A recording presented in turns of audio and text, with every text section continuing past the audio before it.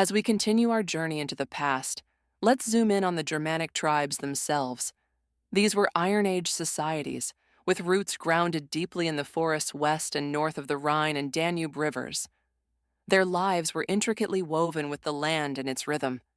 These tribes were not just fighting forces, but communities filled with daily life, building identities around their homes in the dense forests and rugged terrains. Indeed, and their relationship with the Romans was complex. They weren't just adversaries. There was also trade, exchange, and even intermarriages at times. Their world was a tapestry of war and peace. The Germanic peoples were descendants of the Indo-European speakers, which links them to many modern Europeans today.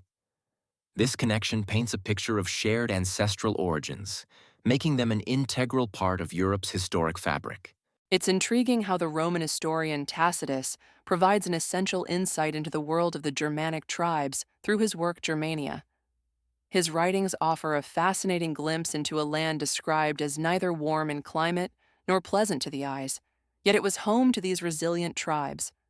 Tacitus portrays Germany as separated from the neighboring peoples by seas and rivers, painting a picture of a region isolated yet united in its own way. Yes, indeed. Tacitus gives us not just a physical description, but also peeks into the soul of the tribes. He notes how the Germanic people lived in stubborn unity, deeply connected with their harsh, beautiful homeland. Their land shaped their identity, creating a unique culture that was fiercely independent.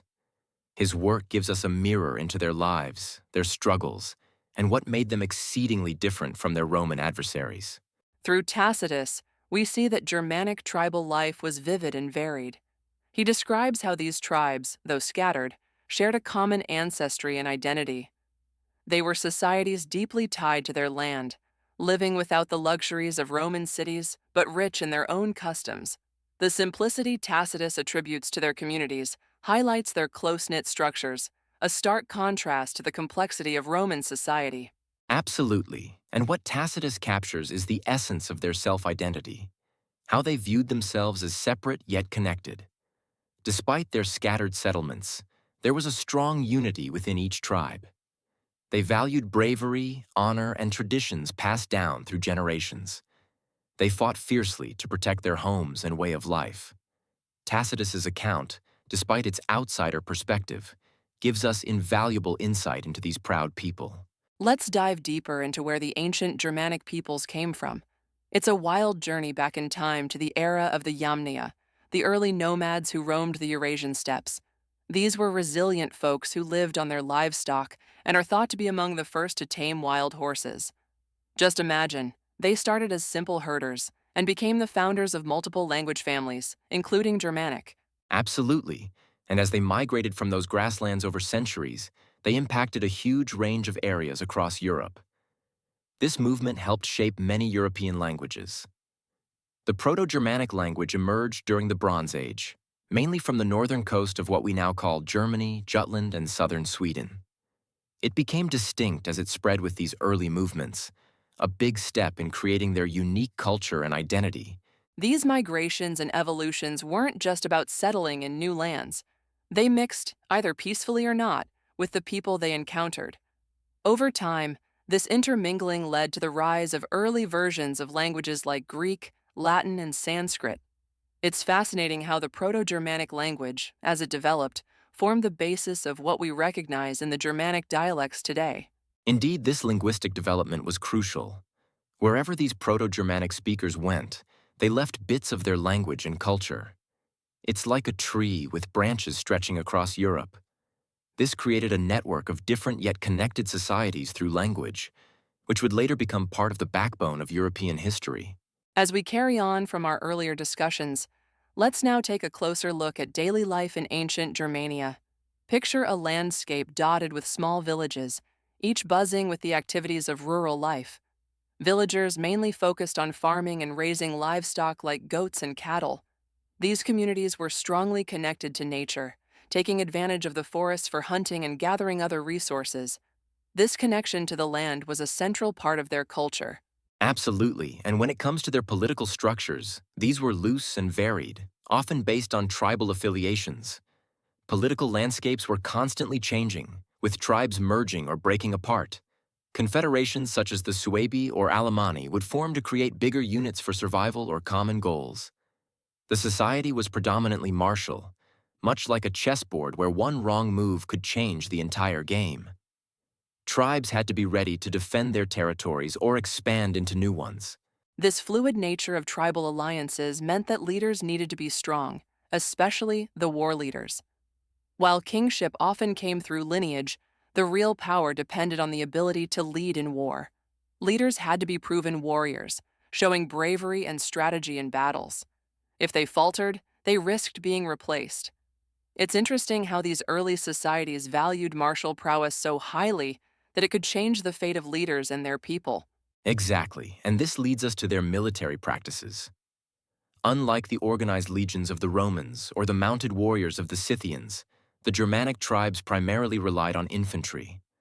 Warriors were often lightly armed with what they could afford. Iron was scarce, so only the elite could afford such equipment. Most warriors carried simple weapons like spears and used wooden shields, making them agile fighters. The use of iron bosses gave them a way to protect themselves while staying quick on their feet. Religion had strong, deep roots in ancient Germanic culture. The Germanic tribes practiced a form of paganism, which might seem similar to other ancient religions. Tacitus gives us a picture of their beliefs, drawing interesting parallels with the Roman gods. For example, he talks about a deity he calls Mercury, but he's actually referring to Wodenaz, an early version of Odin, who was a messenger between humans and the afterlife. This connection shows how deeply their beliefs were tied into their worldview. That's a fascinating point. Besides these writings, archaeological finds like bodies in northern European bogs tell stories of the intense rituals they practiced. Some were even sacrificial, showing the Germans' connection to both the physical and spiritual worlds. While it's easy to compare to Norse gods like Odin and Thor, we have to remember that many of these practices evolved over hundreds of years, greatly influencing Norse mythology later on. What's intriguing about these religions is how they integrated elements of both fear and reverence for natural forces. Tacitus noted that the Germanic people revered gods similar to Hercules and Mars too, aligning them with their own deities of strength and war like Donar and Tyr. These god figures weren't just mythical, they were part of shaping the moral and ethical framework of the Germanic society. Yes, exactly. And while Tacitus talks about these gods, he also hints at their practices, such as reading signs through bird movements or casting runes. This gave the ancient Germanic people a way to seek the divine in everyday life. The golden horns found in southern Denmark also give us clues about how rituals were tied to seasonal changes, celebrating nature through music and dance, which added to their rich tapestry of spiritual practices. Continuing our journey, let's explore the remarkable assemblies known among the Germanic tribes as things. These gatherings were not only political, but also highly social events where tribes settled important matters. Imagine a field filled with people, discussing the future of their communities. Each tribe would send representatives, including key leaders and priests, to discuss and resolve conflicts. The presence of weapons was symbolic, emphasizing both the potential for war and the importance of peace. These assemblies sound fascinating. They highlight the unique approach of the Germanic people to diplomacy and politics. In these things, persuasion played a vital role. Decisions were often reached through discourse and public opinion, shown by noises of approval or disapproval. The priests acted as mediators, ensuring the sanctity and order of proceedings. It's a process that underscores a form of democracy and cooperation among these tribes, even amidst a culture known best for their warrior ethos. Absolutely. And this brings us to the other side of Germanic societal dynamics, their martial nature. While diplomacy was essential, they were undeniably skilled warriors, and conflict with Rome was inevitable. They valued bravery and skill in combat, often clashing with the Romans as they pushed their boundaries. This didn't just involve raiding. Sometimes it meant serving as allies or mercenaries within Roman ranks. They were a constant force along the Roman frontiers, shaping the empire's defensive strategies. Their relationship with Rome was indeed full of twists and turns. Sometimes enemies, sometimes allies. The Germanic tribes deeply influenced Roman military and political strategies. They were not just invaders. They became part of Roman society itself, learning and adapting tactics. It's a testament to their resilience and versatility. Over time, as the pressure of these interactions grew, the Western Roman Empire struggled to keep them at bay, leading to significant historical shifts, including the fall of the empire's western half. Their influence is undeniable and enduring. As we close this chapter, we invite you to reflect on the power of their legacy and how it still resonates in our modern world. If you've enjoyed this journey into the past with us, please like, comment, and subscribe to our podcast. Your support helps us continue bringing you more stories about fascinating cultures throughout history. Thank you for listening and joining us on this adventure.